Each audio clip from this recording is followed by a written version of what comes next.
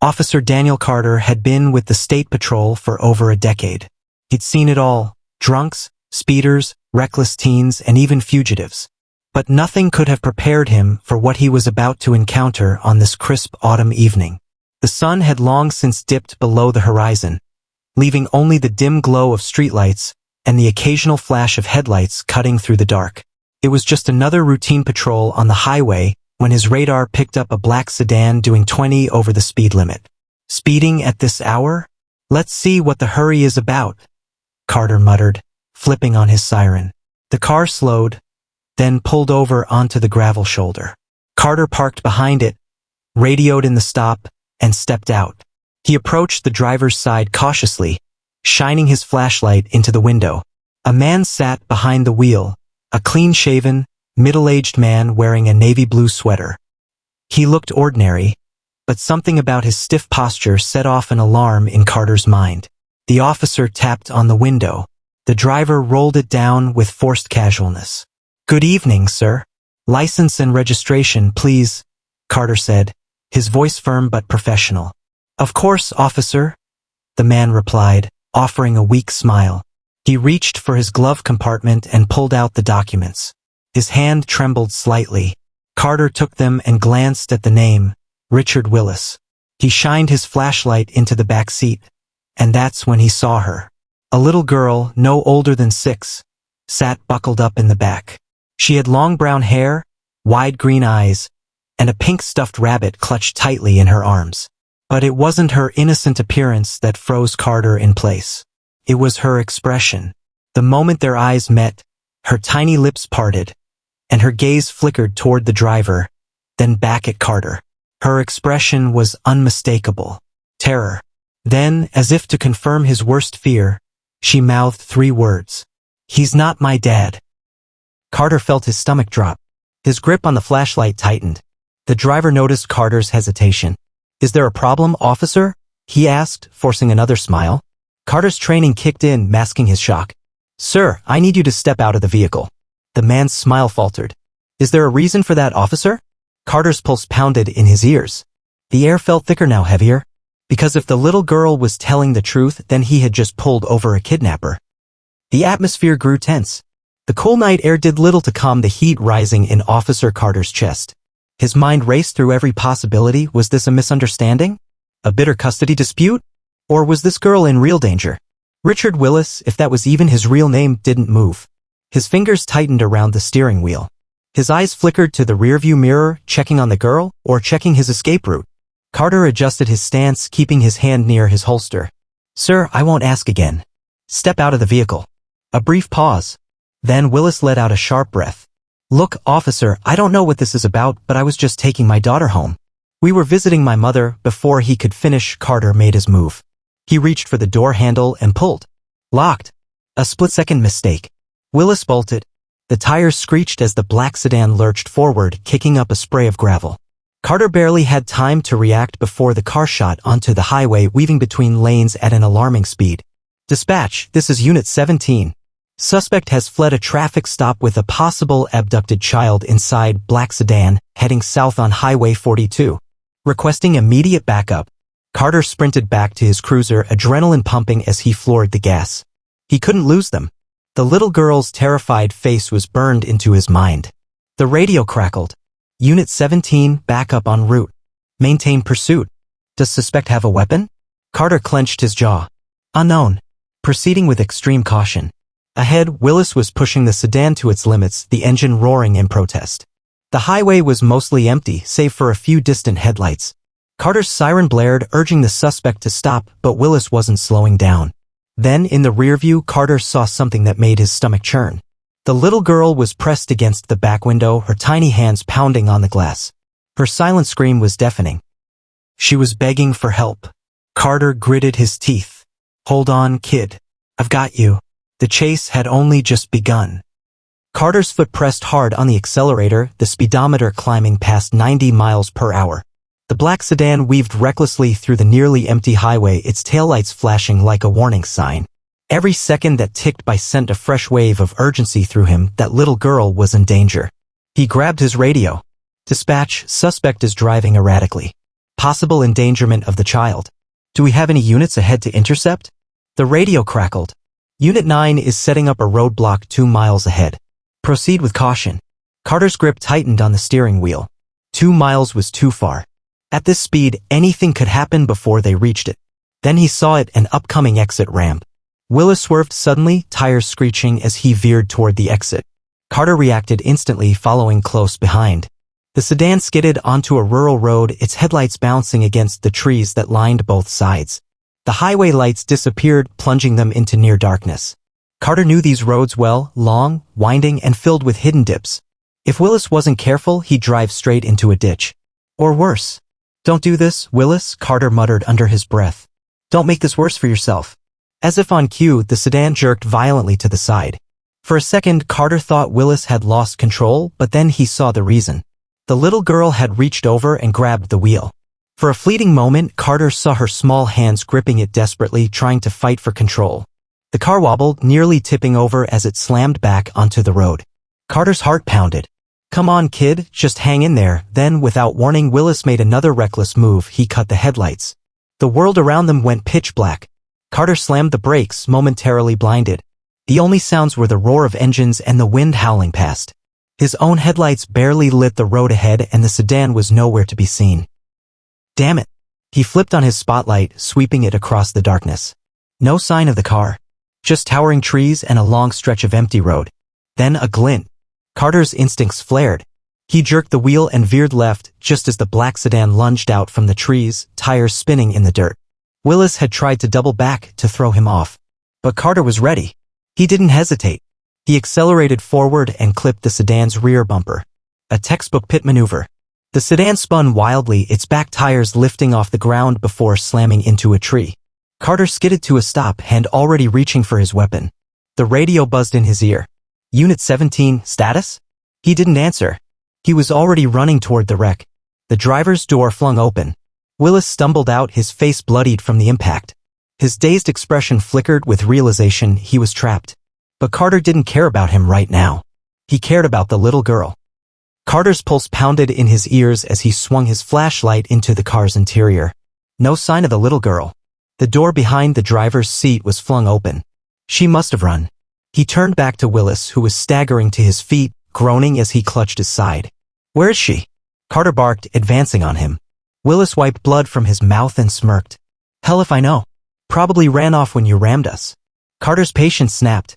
He grabbed Willis by the collar and slammed him against the car. You better pray to God she's safe. Because if she isn't, the sound of a snapping twig cut him off. Carter spun, flashlight slicing through the darkness. The surrounding woods were thick, dense enough that a child could disappear in seconds. He scanned frantically, searching for any sign of movement. Then he heard it. A muffled whimper. His gut clenched. I hear you, sweetheart. Keep making noise, I'll find you. Willis chuckled. You think she's scared now? His voice was low, taunting. Wait till you hear what she's been through. Carter didn't hesitate. He shoved Willis to the ground, securing him in handcuffs before grabbing his radio. Dispatch, suspect in custody, but the child is missing. Need all available units for a search. She's in the woods near Highway 42 and Rural Route 9. Copy that, Unit 17. Sending K-9 support now. Carter was already moving, his boots crunching through the underbrush. He kept his gun drawn, flashlight darting between the trees. Then he saw it, a tiny pink object on the ground. He rushed forward and picked it up. The little girl's stuffed rabbit. His chest tightened. She was close. Another whimper. This time to his left. He turned and caught movement, a flash of fabric between the trees. Hey, it's okay. I'm here to help. A tiny figure darted further into the woods. She was running. Carter broke into a sprint, branches whipping against his arms. The little girl was fast, fueled by pure fear. Wait. I'm a police officer. You're safe now. She didn't stop. Then she tripped. She went down hard, landing on her hands and knees. Carter closed the distance in seconds, dropping to his knees beside her. It's okay, he said gently, keeping his voice low. You're safe now. She scrambled back, eyes wide with terror. Then, for the first time, she spoke aloud. He said you'd take me back to him. Carter's stomach twisted. What had Willis told her? No, sweetheart, he said, keeping his voice calm. I'm here to protect you. I promise. She hesitated, still breathing hard. You won't let him get me? Carter's jaw clenched. Never. Finally, after what felt like an eternity, she reached for him and he lifted her into his arms. For the first time all night, he felt like he could breathe. But something still nagged at him. Why had she run from him in the first place? And what exactly had Willis done to her? Carter held the little girl close, feeling the rapid rise and fall of her tiny chest against his own. She was still trembling, her small hands clutching his uniform like a lifeline. He could feel how fragile she was, how exhausted. "You're safe now," he whispered, but she didn't respond. The distant sound of sirens grew closer. Backup was arriving. He turned back toward the wreck where Willis lay on the ground, hands cuffed behind his back, groaning in frustration. The flashing red and blue lights painted the trees in waves of color as two patrol cars pulled up. Sergeant Walker, a veteran cop with salt and pepper hair, stepped out first. "Carter, what the hell happened?" Carter exhaled sharply. Traffic stop turned into a kidnapping situation. "She was in the back seat. She told me." He paused, lowering his voice. "She said he's not her dad." Walker's expression darkened. He turned to Willis. "So, what's your story, scumbag?" Willis sneered. "I want a lawyer." Carter ignored him. Right now, the girl was the priority. He gently set her down, kneeling to her eye level. "Sweetheart, what's your name?" She swallowed hard, glancing at the other officers nervously. Molly." Carter forced a reassuring smile. "That's a beautiful name, Molly. Do you know your last name?" She hesitated. "Mommy always called me Molly Jane." Carter nodded. "It was something." "Okay, Molly Jane. We're going to find your mommy, okay? You're going to be just fine." She looked down at the stuffed rabbit he had picked up for her. Her fingers ran over its soft ears. Then she whispered, "Mommy's gone?" Carter's blood ran cold. Walker caught it too. "Gone?" he asked carefully. "Molly, what do you mean?" Tears welled in her green eyes.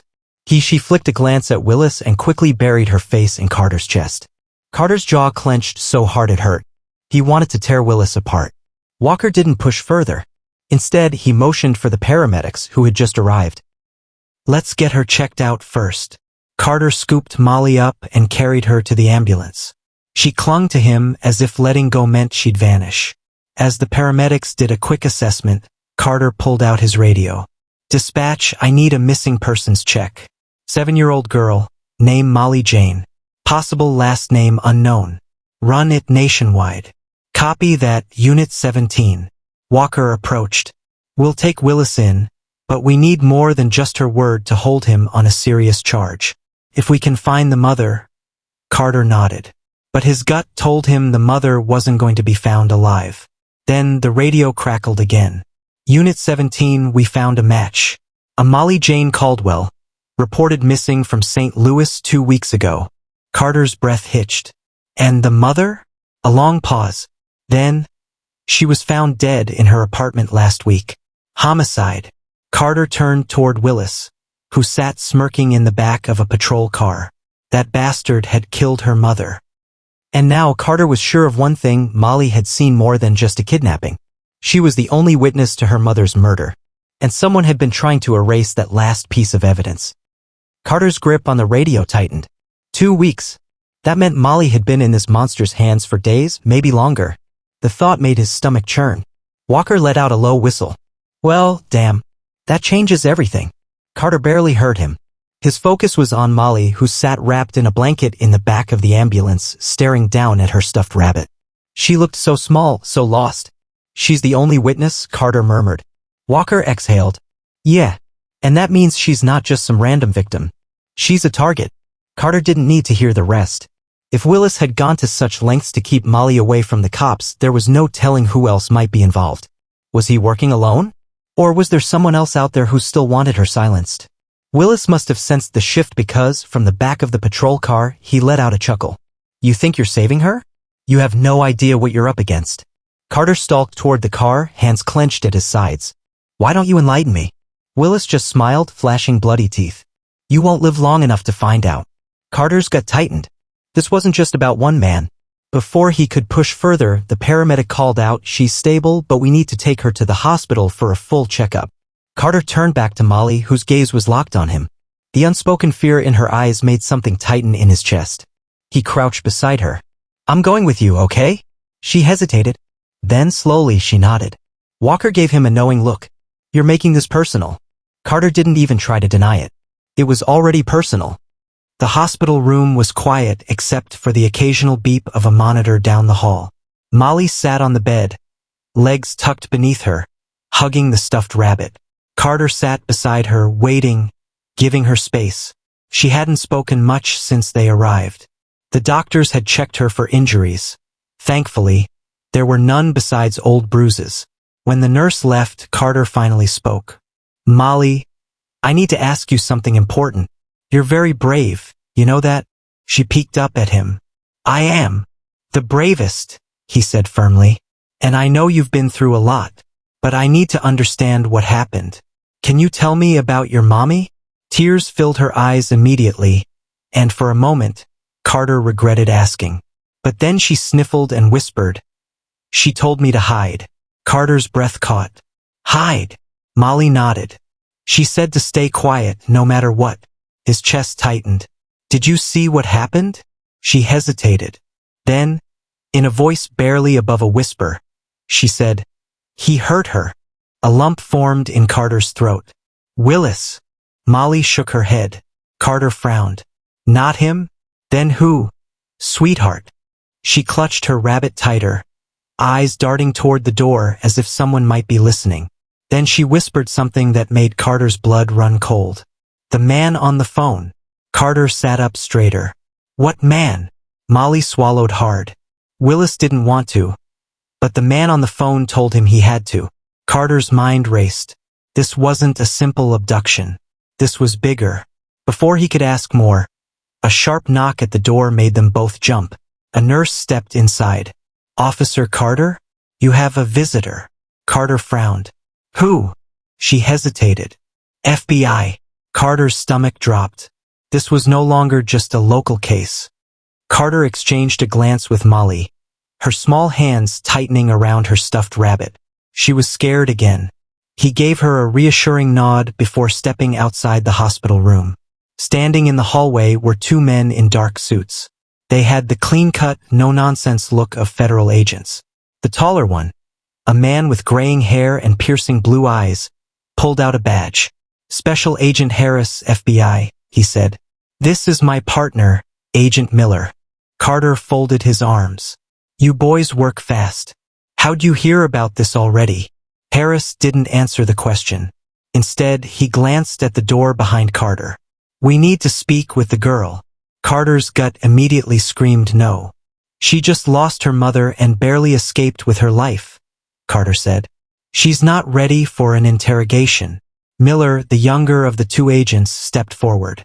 "We believe this case is part of a larger investigation, Officer Carter. If that girl witnessed something she wasn't supposed to, she's in serious danger." Carter's jaw clenched. "Yeah? From who?" Harris gave him a long, measured look.